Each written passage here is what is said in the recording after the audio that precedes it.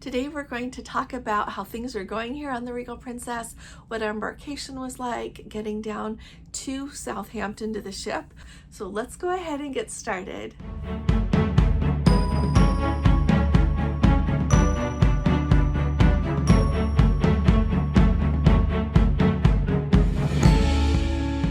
Hi there, this is Allison with Let's Go Travel Tips. Today is Monday. It is June 10th of 2024, and I want to start at the very top with what it was like to get from the airport there in Heathrow down to Southampton, as well as from the Victoria coach station down to Southampton. So Princess runs transfers from both locations, from Heathrow Airport, from the different terminals there, as well as from the Victoria coach station, centrally located there in London. Now, our transfer went just fine. We ended up leaving Heathrow at about 9:15, and it took us 2 hours, really a full 2 hours, maybe a couple of extra minutes, to get all of the way to the cruise port terminal in Southampton. There were road closures that day, as well as having to be rerouted because of an accident. So like I said, ours took 2 hours. And mind you, this is the first time it has taken that long. We have sailed out of Southampton several times, and each time it's been an hour, 15 minutes, an hour and 20 minutes, because we haven't encountered heavy traffic. So I wanted to give you a little bit of perspective on that. The other thing I wanted to make you aware of, and this is really a good thing to think about when you consider how you're going to get from London down to the ship. So we've got Let's Go family members who were taking that Victoria coach station transfer, and they ended up leaving at 11 o'clock, and they did not make it down to the cruise terminal until 3 p.m. Now, sail away was at 4 o'clock, but keep in mind, even if they had been a little bit longer, I'm sure the Princess would have waited for them because it was a Princess transfer, and of course you had, guests on board that transfer. And so when you think about how you are going to transfer from London down to Southampton, this is what I think, you should either get down to Southampton the night before so that you're already there and you don't have to worry, or transfer with Princess, because if something comes up, whether it's road closures, an accident on one of the roads, and you're stopped waiting in traffic, Princess is going to wait for you. But if you, for example, have an Uber driver and he or she doesn't know about road closures, how to go around them, you're stuck because there's an accident on the road, you're going to have a problem if it takes longer to get there than it's time for the ship to depart. And I know that that's an extreme thing to consider, but I feel like it really could happen. And so if you are going to do it that way, make sure you leave really early so that you've got a lot of time for things to go wrong and still get to the ship in time. So there's what to think about that. So take that as you may. If you've got any questions about the transfers, let us know. The transfer went perfectly smoothly. They took our luggage. Everything went really nice. We actually had a really nice bus driver. He gave us an update when we were stopped and not moving. He let us know how things were going, not to worry. Just really was really kind to let us know how things were going. Now, the next thing, when we got to the port, I know a lot of people, you all are worried, and I get it, about finding your boarding pass and what it looks like and how to show it. You know what? This is whatever number of cruise for us, a lot, and they have never looked at the boarding pass on our phone. And so once we got here, and this was like the other ports, you get here and you're offered if you're in the blue lane or if you're in the green lane, and you just go to where you need to go. So you'll know if you're green laned if you have everything done, and on your app it shows that you're green laned. Basically it means you've got all of your information entered and you have ordered your medallion and received it to your home. That makes you green lane so that you can go in the green lane. Other than that, you're going to be blue laned, even if you've entered all of your information in your app that they have asked for, but you have not had the medallion shipped to your home, or if it's supposed to be shipped and for some reason it didn't arrive, you need to pick it up at the port there at Embarkation, and you can go ahead and do that. So that's the blue lane. Once you get through that, they literally give you a number for which embarkation group you're going to be, because they're going to have you sit and wait until they call your group. If you are platinum or elite, or you've got that suite and you've got that priority embarkation, then they will call you that way. Okay, they'll just say platinum and elite, go ahead and come, and away you go. So you don't have to worry about the group number card that they gave you at that time. So all of the cruise ports don't give you cards. Some of them are, they do it a little bit differently. That's in Southampton. They give you a number so that when they call group 12, away you go and embark on the ship. But it went really smoothly, no complaints at all.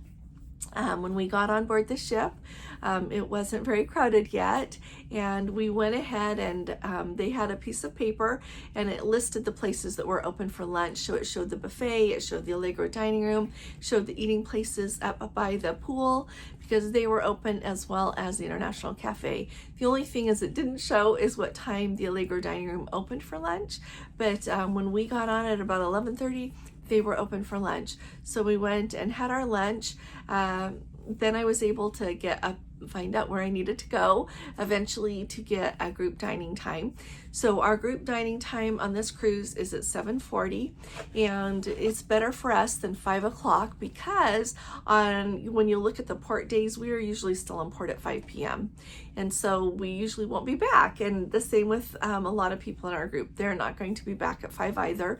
So we're dining at 7:40, and it makes it so that, like last night, some of us wanted to go to the show, and so we let them know when they started taking orders at our table that we wanted to be done by time to make it to that 9:30 show, and we surely were done in time. It was no problem.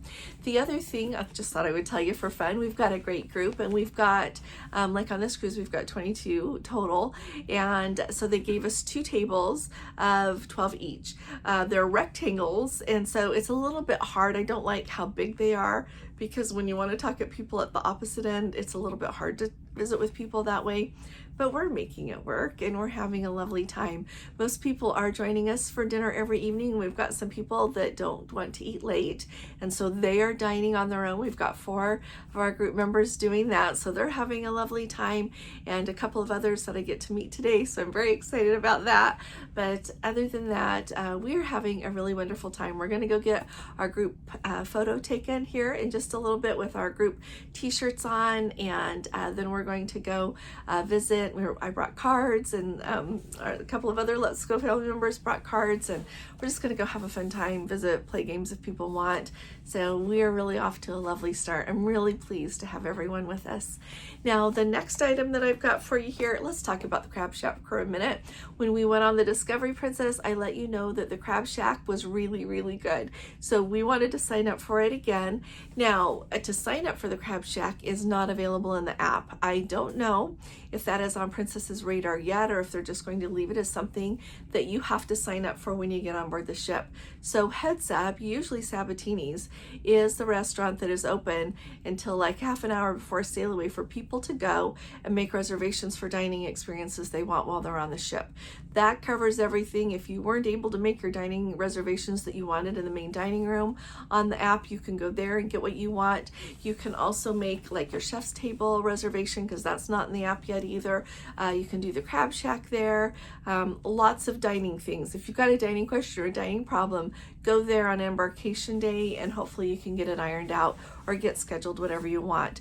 Now, here and there around the ship on Embarkation Day, they do have crew members waiting to sign you up. And so Gordon noticed one of the crew members, he had on the kind of bib that says Crab Shack on there that they give you when you dine there, because you know it's a seafood restaurant.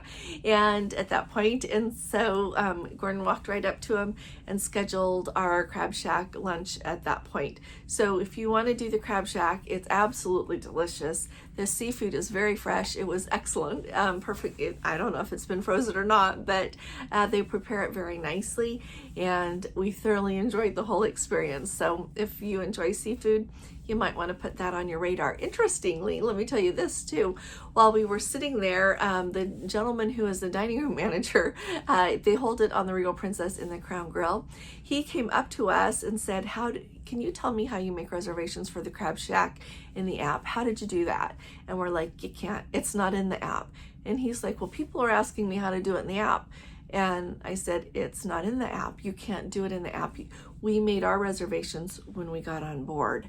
And so I think it would probably really help the people who work on the ship, the crew members, if people could make their reservations, and it would help. Clearly guests are wanting to make the reservation before they get on board the ship. So I'm hoping that we will see the ability to do that coming up. But at the same time, just know to look for somebody or go straight to the Sabatini's, and if it's not open, ask where to go to get your reservation and they'll help you get that. Now they were also, I know that they've got chef's table availability, because today when we were in the Crab Shack experience, they have some crew members going around to the different tables inviting you if you want to have to come to their Tuscan wine tasting dinner. They're going to have that on this ship June 13th at 6:30 p.m. They're going to hold it in Sabatini's, so they'll have a special dinner and pair the wine to go with it. So that is an option, and they also invited us to sign up for the chef's table. So on this cruise, we're not going to do that since we have our group, but I was really happy to hear that they've got some availability with that. So if you happen to be on this ship or another one, I would ask your waiter and see if they can help you with that. I have seen people make dining reservations for the chef's table at lunchtime in the main dining room on Embarkation Day. So hopefully that'll help some of you that would like to have that experience. Next, we're going to talk about selling things while they're on board. So I did notice that on Embarkation Day, while we were having lunch, one of the crew members had a cart, and he came around and he had, on that, he had canned alcoholic beverages, and they were $12 each, or if you had a package, they were included. And that's my first time of seeing that. It doesn't mean it's never happened before. It just means that it's not been offered to me before. So they had that at lunchtime, and then on both evenings for dinner, they have had a cart that they bring around to the tables and offer drinks. And you know those little princess shot glasses?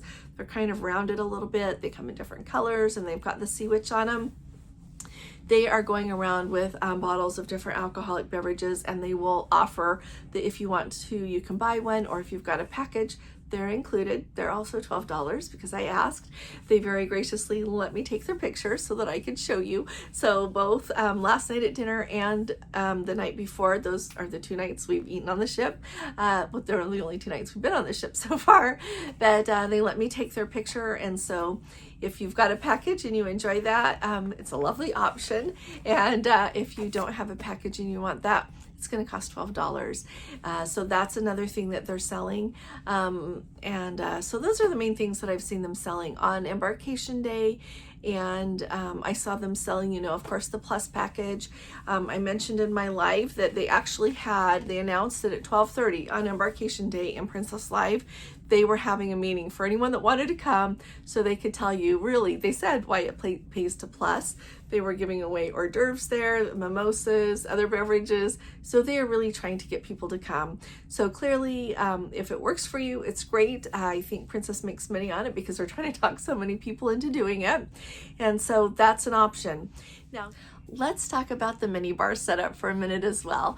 The minibar setup is a perk for elite guests on Princess. If you are elite, it is something that they automatically give to you in your cabin. If there are 2 of you sailing in the same cabin and you're both elite, you still just get 1 minibar setup. And the thing I want you to be aware of is that it depends on what ship you're sailing on as to how many cans of Diet Coke they're going to replace your minibar with. Because everywhere that we go, I always trade out the minibar for Diet Coke. And I have noticed that, to me, it is a set perk. I have not seen anything where they say, you know what, if you go on a 14-day cruise, your minibar is bigger, you get more items than if you go on a 7-day cruise, or if you go on a 21-day cruise or longer. It's a minibar setup. It's a flat thing, but the interesting thing is, like I said, it depends on what ship you're on, what they're going to replace it with. I noticed that when I was on the Emerald Princess, I want to say I got 23 cans of Diet Coke for a 7-day cruise. On this one, which is how I think in my head of how many to drink a day that way, right? On this ship, they replaced it with 16 cans of Diet Coke. So I just thought I would tell you that. If you want to leave in the comments how many of whatever they replaced your minibar with, then that'll help everybody know what to expect. and say what ship you were on. I probably pay more attention to that than I need to. I didn't get a package on this cruise because we have so many port days, and they're really long port days. And so if I want a can of Diet Coke with dinner, I'm just paying for it, which is cheaper than the package a day or anything else. And it's chilly outside, so I'm not going to want a lot of mocktails. I'm already cold, so I don't need that. But wanted to give you a heads up about that. I want to tell you that our steward is absolutely fantastic. His name is Ronnie, and we were walking down the hall, coming to our cabin for the very first time, and there he is and greets us. Hello, Mr. and Mrs. Larson. And I was just taken aback because we were like 20 cabins down the hall where he was, and he knew it was us and walked down the hall with us, took good care, told us everything that we need to know, and he is on the job. We see him all the time out in the hall, and he does a really good job. And so the hours that they keep are from 7 in the morning until 1 in the afternoon. And then they come back at 5 p.m. and are there until 9 p.m. So if that gives you an idea of when to ask your steward for something. He did say also that if we push the housekeeping button on our phone, it rings through directly to him. So if we need something, we can ask for it that way. I'm going to try not to have to bother him. He is super, super busy. If you haven't subscribed to our channel yet, will you please go ahead and hit the subscribe button? Today is the best day that there is going to be for that. And if you appreciate my updates, would you please give this video a thumbs up? Thank you so very much. This is kind of fun. The last thing I want to tell you about is the beds. Princess is known for having amazing beds. When they introduced the Princess bed, it's been several years ago now, maybe it's even been 10 years. Anyway, they are so absolutely comfortable. So if you get on a Princess cruise and your bed is not comfortable, ask your room steward if there's anything that they can do about it, because they'll do their best to make it work well for you. It's absolutely comfortable, and the reason I think I noticed it so much this time is because when we were staying at that Hilton Garden Inn up by Heathrow, that bed for me was like a rock. It was so hard that my whole side hurt when I got up, and it kind of hurt the whole day a little bit. And so just wanted you to know that you're going to sleep really well, hopefully, when you're on the ship. It just gently moves a little bit, and it's absolutely wonderful bedding that they've got. So look forward to that if you've not been on a Princess cruise yet. And if you get on board and your bed is not right, let your cabin steward know. It's better than going a whole cruise and not enjoying your bed. So let me know what questions that you've got about the Regal Princess. Put them in the comments, and I'm going to keep my eye, and I'll grab them and track down the information that you want and share it with everyone. It's really nice to have you with us. Thanks for coming along. I'll see you all here again tomorrow, and I'll be talking to you all again really soon. You all take really good care. God bless you. Love you. Bye-bye.